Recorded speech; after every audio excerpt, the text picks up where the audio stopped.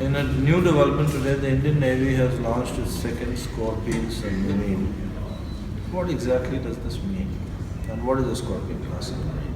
And how far does that take the Indian Navy vis-a-vis the Chinese Navy, the US Navy, and the British Navy, and what have you? Are we really a sophisticated, highly developed, highly skilled, highly technology savvy Navy? Can we take on any of the navies of this world? Does this new submarine give us any comfort? We have with us Korff here, who's our expert on weapons and weapons technology, and who's had considerable experience in dealing with these issues in the West. He's going to give us his expert comments on the submarine launch. Thanks, Ajit. There's two issues. One is India as a country is going through a stair-step type upgrading of its military. If I had to use an analogy to describe India's state of military, it's like Swiss cheese. It's got holes in it.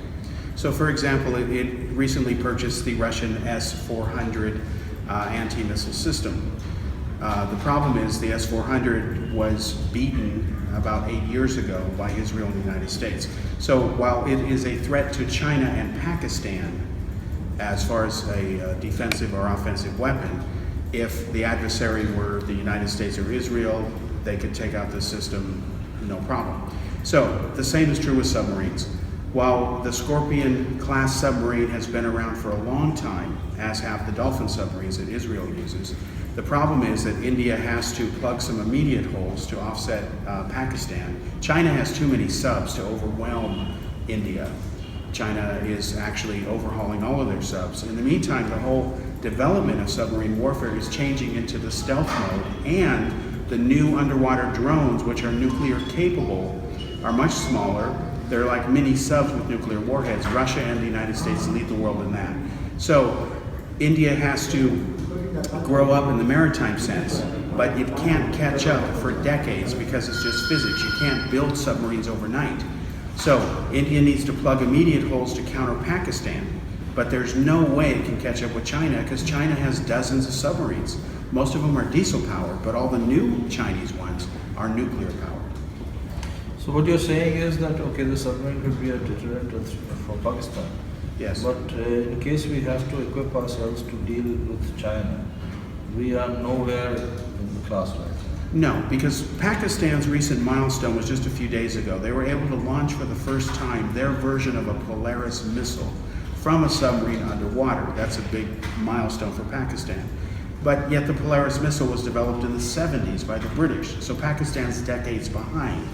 Now, India's immediate concern is Pakistan to kind of stave off any threat from the immediate border. But it will be years, just because it's physics, before they can catch up to the Chinese or hope to go around them. If China has 50, 60 subs, and you're any other country who has 2, it's going to take you years to catch up to the number they have now, let alone what they're going to have in the future.